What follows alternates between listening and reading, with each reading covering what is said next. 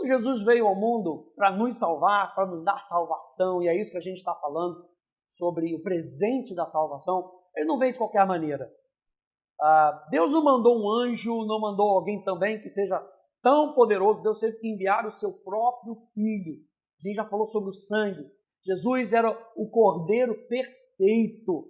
A gente lembra lá de Abraão tendo que sacrificar o seu filho Isaque. E aí Abraão vira para o seu filho Isaque, depois da pergunta de Isaque, o cutelo está aqui, a lenha está aqui, mas cadê o sacrifício?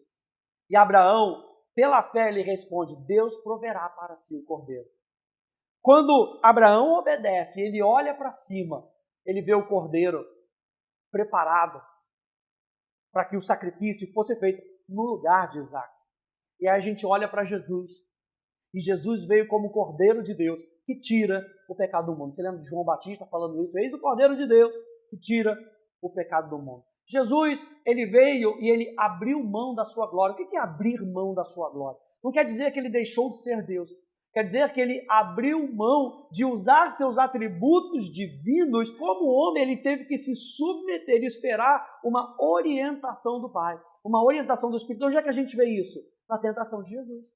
Quando Satanás chega para Jesus e fala, você não quer transformar esses pães em pedra, acaba com a tua fome, ele fala, nem só de pão viverá o homem, mas de toda a palavra que procede da boca de Deus. O que Jesus estava falando? Eu preciso de uma autorização do Pai. Para fazer o que eu estou fazendo, eu vim em missão. Jesus abriu mão do seu direito de dar ordem na missão para receber missão. Isso é abrir mão da sua glória. Aqui em Filipenses, capítulo 2, no verso 5 até o verso 7, aqui na Bíblia Amplificada diz assim, Cristo Jesus despojou-se de todos os privilégios e dignidade legítima para assumir a aparência de um servo, de um escravo, tornando-se semelhante aos homens. Ou seja, Jesus veio não só para nos salvar, mas para se identificar conosco. Para que eu e você pudéssemos ter uma referência. Para que eu e você pudéssemos ter como apóstolo João, como o apóstolo João disse, aquele a quem nós vimos, aquele a quem nós tocamos, nós andamos com ele, nós ouvimos a sua voz, nós nos identificamos com ele, mas ele, número 1, se identifica conosco. Então esse amor maravilhoso que nós falamos na última aula, falando que nós fomos salvos pelo amor de Deus, que amor é esse? O amor é que Deus, o Filho, abre mão da sua glória, para quê? Para se identificar conosco. Então Jesus se tornou um conosco. Jesus se tornou um homem, ele se tornou o Filho do homem, como descrito lá em Daniel, como uma referência ao Messias, ele se tornou o Filho do homem. Ele experimentou as profundezas da condição humana. E como é que ele se identificou conosco? Ele se identificou na nossa humanidade, se tornando homem, se tornando assim, carne e osso, tendo que nascer desse mundo.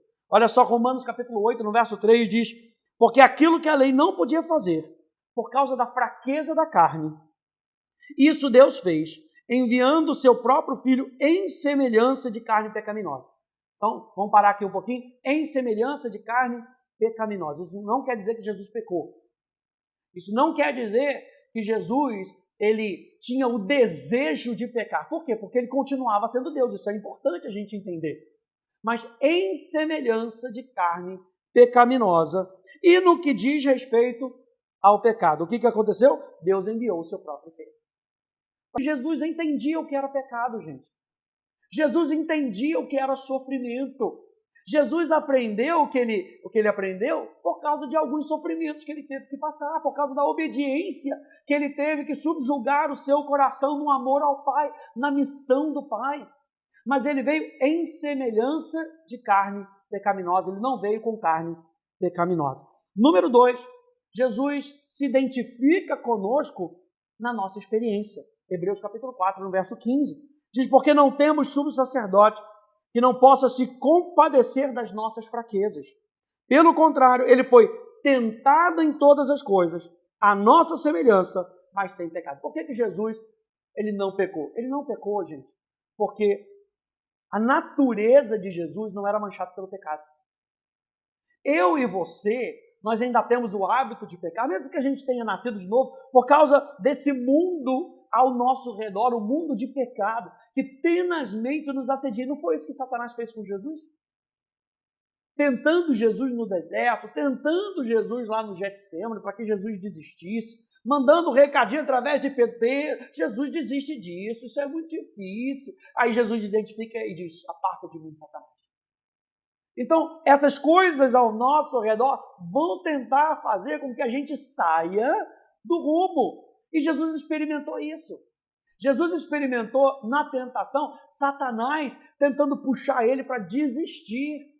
Então Jesus entende o que é sofrimento, Jesus entende as nossas experiências, Jesus entende o que é ter que fazer jejum, Jesus entende o que é, por outro lado, uma parte mais física, passar fome. Jesus entende a dor de perder alguém. Lembra que ele perde o seu amigo Lázaro e Jesus chorou. Menor verso da Bíblia. Por que Jesus chorou? Porque Lázaro era o seu amigo. Jesus experimenta isso. Se eu e você estivermos passando por alguma necessidade, Jesus sabe. O amor de Deus foi enviado para nós e Jesus, agora como nosso advogado e sumo sacerdote no céu, ele sabe o que você está passando. Ele sabe como é resistir ao pecado. Ele sabe como é perder alguém, um ente querido. Jesus sabe. Você precisa entender isso. Jesus sabe. Jesus se tornou um conosco no nosso pecado. Por quê? A gente viu que Jesus não pecou. Mas olha só o que diz 2 Coríntios 5, 21. Aquele que não conheceu o pecado, Deus o fez pecado por nós, para que nele fôssemos feito justiça de Deus. Não quer dizer que Jesus somente tomou todos os pecados ou as atitudes contrárias a Deus. Jesus se tornou pecado, o que faz referência a uma natureza. Jesus na cruz do Calvário, ele não só estava recebendo os pecados, ele estava recebendo a natureza do pecado.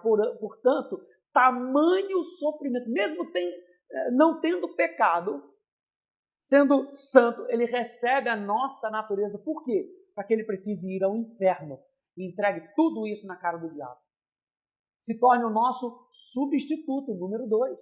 Ele se torna pecado como natureza, ele toma a nossa natureza do pecado para que a gente possa receber a natureza de Cristo, que é a natureza da justiça de Deus.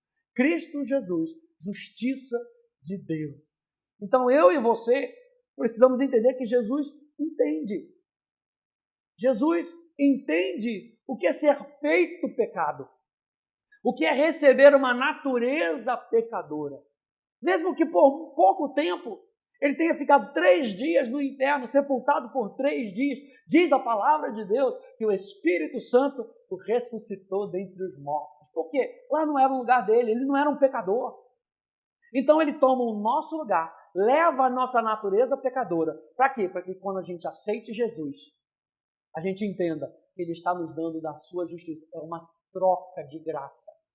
É uma troca de amor. É uma troca pela graça. Jesus se identificou conosco nessa natureza pecadora. E número 4, Jesus se identificou conosco no nosso julgamento. Mateus capítulo 27, no verso 46. Por volta de 3 horas da tarde, Jesus clamou em alta voz, dizendo: Eli, Eli, lema sabachthani. Isso quer dizer: Deus meu, por que me desamparaste? E você vê que nessa hora, Jesus estava recebendo essa natureza do pecado. E Deus não compactua, o Pai não compactua, o Espírito Santo não compactua. Não é que Deus estava virando as costas para Jesus. Não, havia agora uma barreira. Lembra que nós falamos que o pecado faz barreira entre o homem e Deus. Nesse momento, Jesus percebeu e sentiu a dor da separação. Nesse momento, o julgamento estava sendo feito. Você lembra de Adão? Adão recebeu um julgamento, ele teve que sair do paraíso, dentre outras coisas. Um afastamento daquela presença que ele percebia tão facilmente. O pecado entrou no homem, em Adão, como alguém, como se fosse uma terceira pessoa. Ele tinha a presença de Deus, está ali, Adão e a presença de Deus, agora entra o pecado nesse relacionamento. E o pecado demanda atenção. O pecado demanda ser alimentado. O pecado puxa, sabe aquela criança que quer atenção, que você está querendo conversar com alguém e ela fica puxando o seu, mamãe. O pecado faz isso com a gente. Ele não quer com que você coloque a sua atenção em Deus. Não, ele chama a sua atenção e você só pode olhar para ele. O pecado, ele é mau, ele é um senhor mau. E Jesus, ele pega aquilo para ele, como nós falamos no ponto anterior, ele pega essa natureza para ele e com essa natureza vem o julgamento. E do julgamento vem separação de Deus. E por isso ele roga aquilo, ele fala aquilo, Eli, Eli, lema sabachthani, Deus meu, por que me desamparaste? Por quê? Ele estava recebendo o seu e o meu julgamento. Meu Deus, isso é maravilhoso demais. À medida que o pecado da humanidade caía sobre ele, teve um efeito terrível, afastando o eterno Filho de Deus da presença do seu Pai, da qual ele desfrutara desde toda a eternidade. Eu quero terminar com Atos capítulo 2, verso 22 até o verso 24, que diz assim: Israelitas, escutem o que eu vou dizer. Jesus, o Nazareno, homem aprovado por Deus diante de vocês com milagres, prodígios e sinais, os quais o próprio Deus realizou entre vocês por meio dele, como vocês mesmos sabem, e este conforme o plano determinado e a presciência de Deus, vocês mataram, crucificando-o por meio de homens maus. Porém, Deus o ressuscitou, livrando-o da agonia da morte, porque não era possível que fosse retido por ela. Jesus se identifica porque nesse julgamento ele sofreu com agonia, sofreu no meu lugar, sofreu no seu lugar. Jesus é a expressão máxima do amor do Pai por mim e por você. Por isso, essa salvação é um presente para mim e para você. A gente se vê no próximo vídeo. Tchau, tchau.